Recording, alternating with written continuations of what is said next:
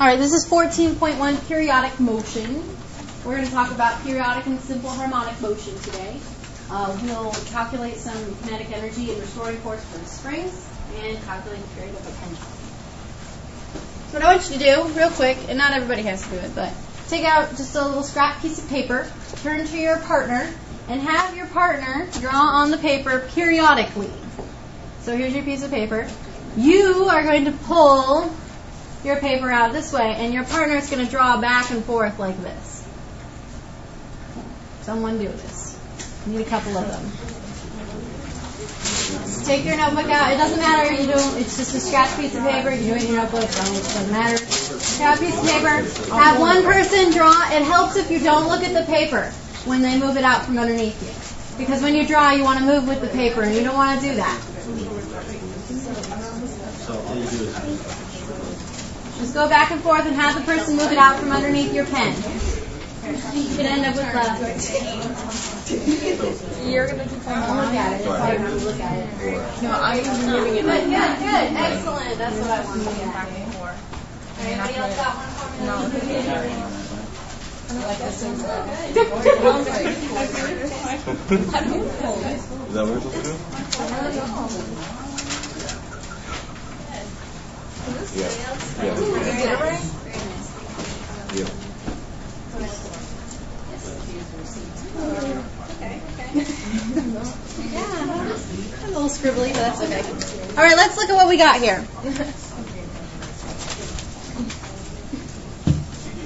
All right, this is what you probably imagined was happening.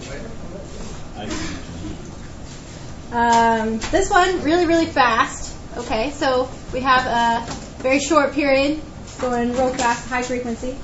This one's looking a little better. What's this look like? No? Still can't see it? All right, how about that one?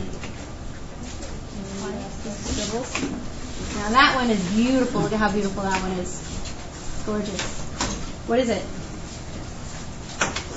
It's a wave. So as they pulled it out from underneath your pen, you end up with a wave. And I forgot to draw in the special pen. So as you move back and forth and the paper gets pulled out from under you, you get to see periodic motion over time. So now your sines and cosine things that have been tormenting you in math are actually important.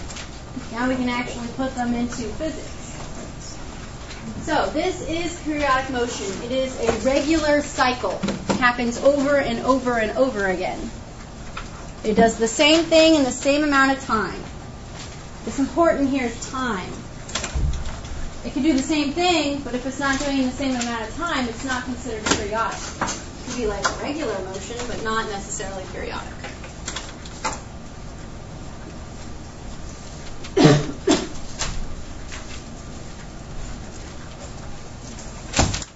You need this? I do need you guys to show me your homework, though. Okay.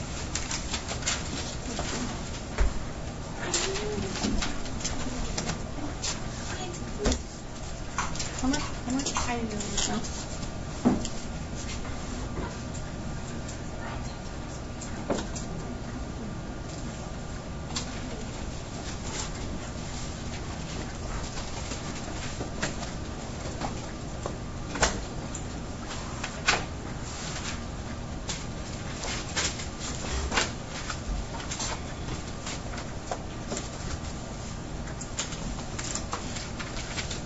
Okay, the next thing we'll talk about is simple harmonic motion, and that's periodic motion, but it has a restoring force and an equilibrium.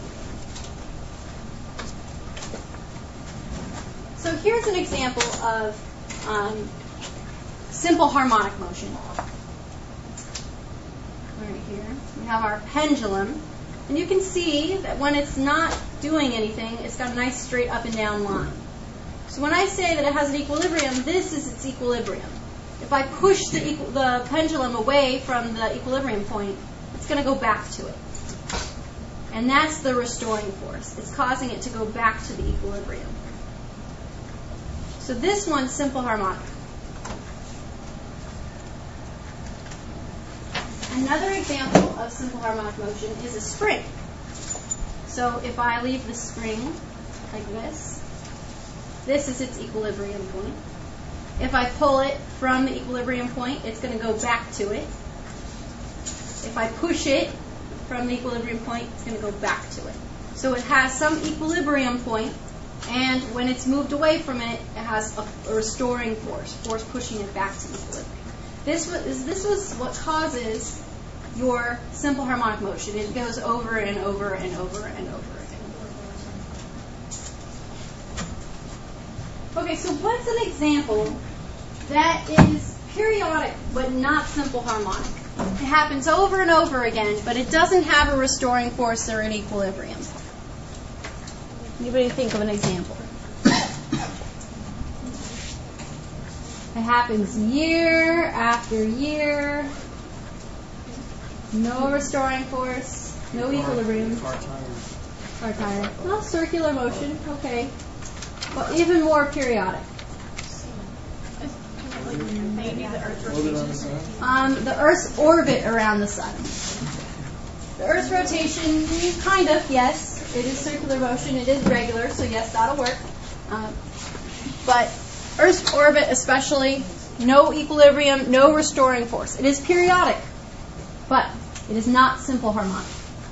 So simple harmonic is, imagine things that have to go back and forth. All right, so they make this wave. This is a lovely sine wave here.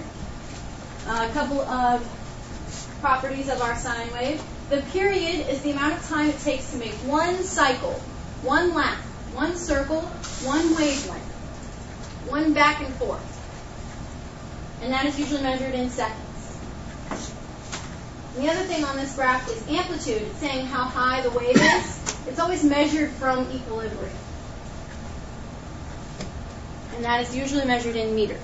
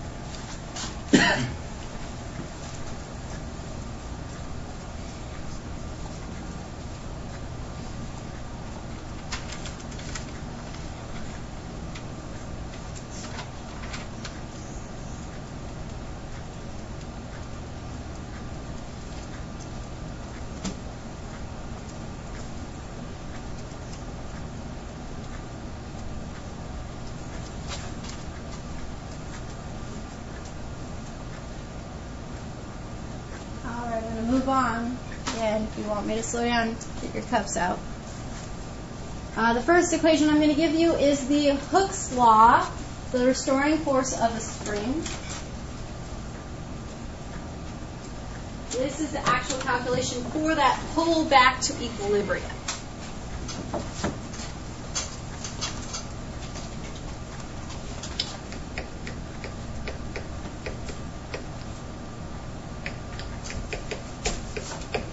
When you write this down, I want you to ignore the negative. The negative is accounting for direction. It says that when you pull the spring away from equilibrium, so if I pull it down, the restoring force is going to be back to equilibrium, up. If I push it up, the restoring force is going to be down. So it's just saying the opposite direction. But for all your calculations, you can pretty much leave the negative out. Just ignore it.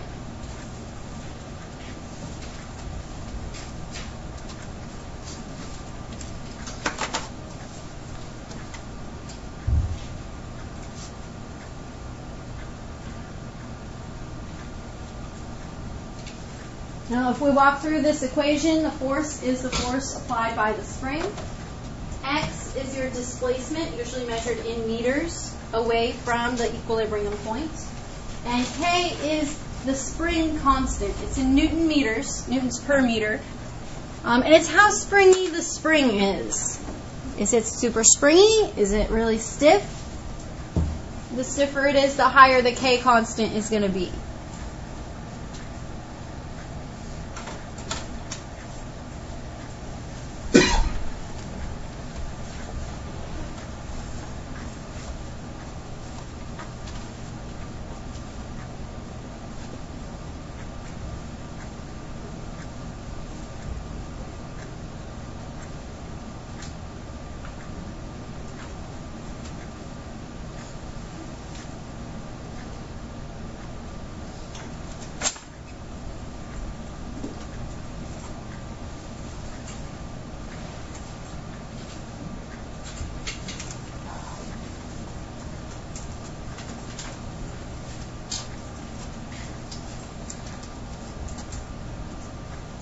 Okay, moving on. Force versus distance. If you graph the force versus the displacement of your spring, you can actually come up with this equation right here. So we got force, we got displacement, and the slope is going to be k. Look at F equals kx and compare it to y equals mx plus b. So add a 0 on the end of it. X is x, F is y, so the slope is k.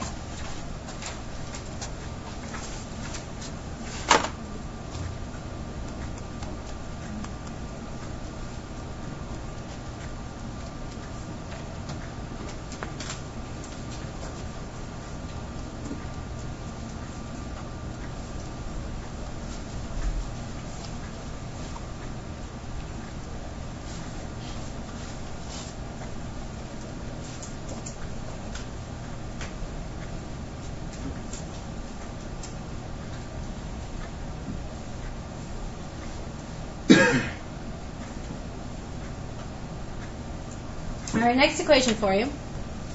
The potential energy of a spring. And I know most of the time we've been writing this as PE. U is also an acceptable variable. You can use either one. So the potential energy of a spring is going to be 1/2 kx squared. It looks like the kinetic energy, right? It's 1/2 mv squared. Very similar. In this one, k is still your spring constant, and x is still your displacement.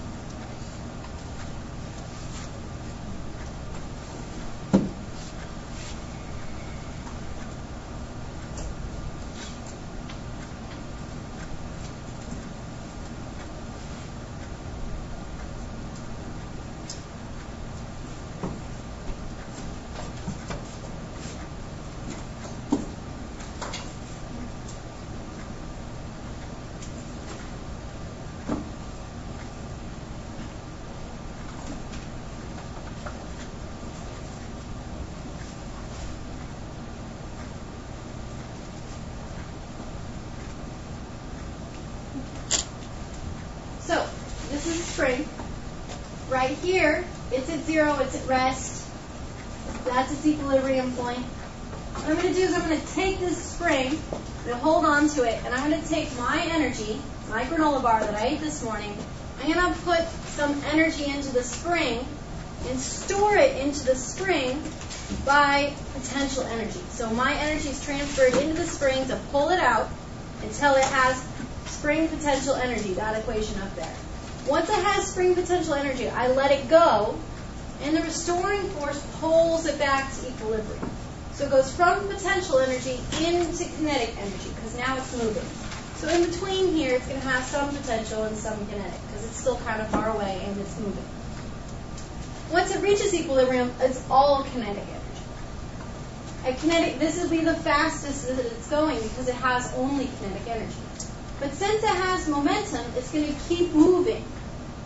And since it keeps moving, it goes all the way up to the other side. So all that kinetic energy is now turned into potential energy.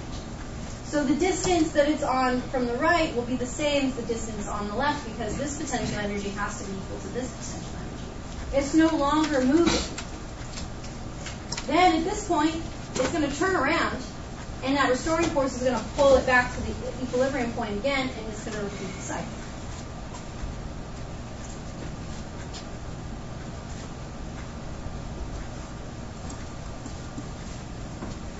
All right, here's a boring picture of a mass on a spring. You can see that the more mass you put on it, the larger it pulls. That follows this equation right here, where force in this picture is mass times gravity, the weight of the object. This is the same thing, but using the mass to oscillate back and forth. So the force is no longer my hand starting it. It is instead this gravitational energy part. All right, pendulums.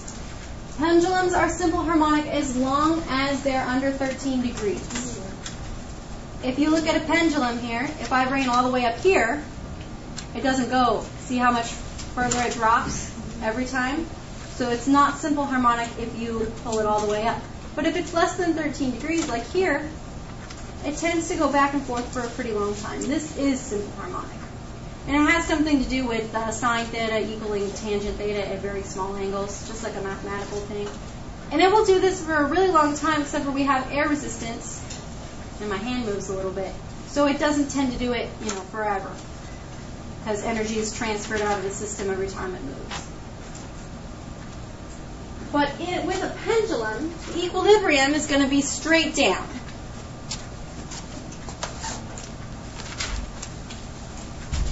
So here's my pendulum. And here's the equilibrium point. It'll hang straight down like this until I do something different to it. If I put in a force and pull it up to the right here,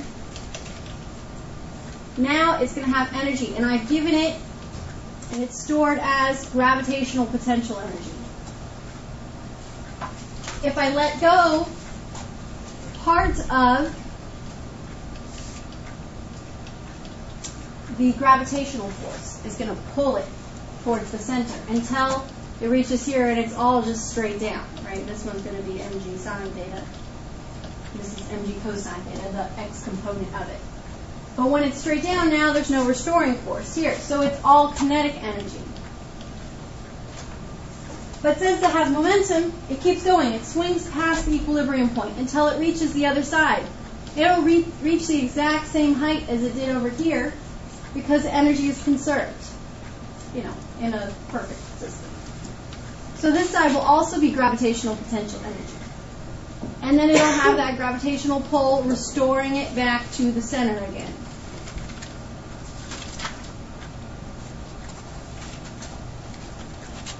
And it will do this over and over and over again until, if there was no air resistance, it would do it forever.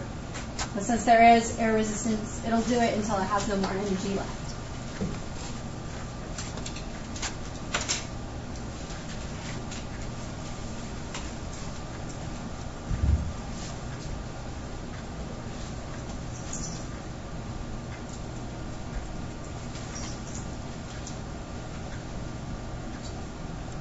All right, to find the period of a pendulum, we're going to use this equation. The period is equal to 2 pi square root of L over G.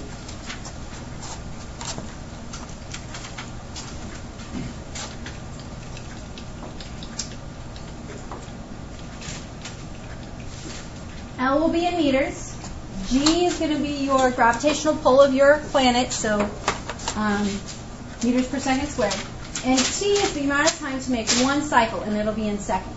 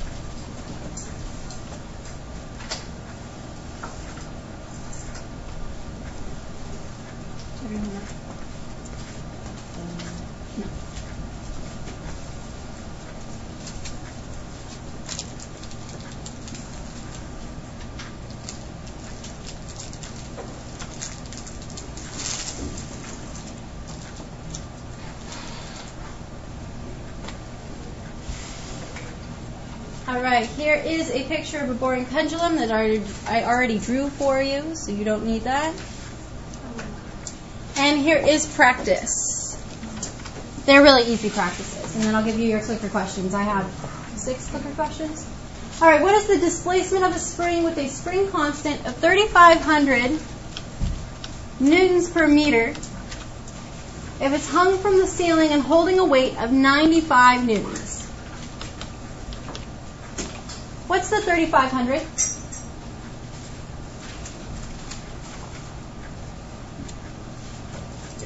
Okay, thank you. And what's the 95 newtons?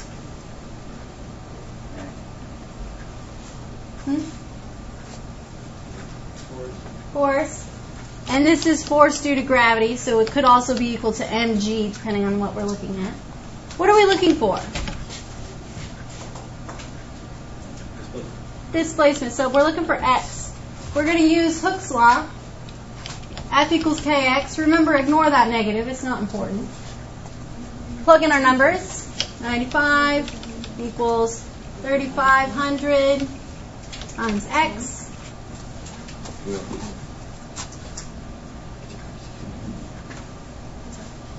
End up with 0.027. This is meters, so it's about 2.7 centimeters. Pretty easy, right? All right, last one. What is the length of a pendulum on Earth with a period of 5 seconds? So what is this 5 seconds? Period, capital T. And what are we looking for? Length. So we'll use that pendulum equation, this one right here. What else do we need to know in order to use that equation? Say it again. Gravity, which is 9.8. You can ignore the negative. So T equals 2 pi square root of L over G. So 5 is going to be equal to 2 pi square root of L over 9.8. 5 over 2 pi, 0.796 equals the square root of L over 9.8. Square both sides.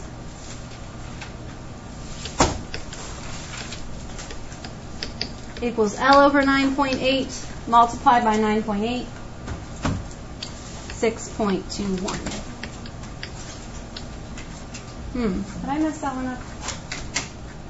Someone double check my answer.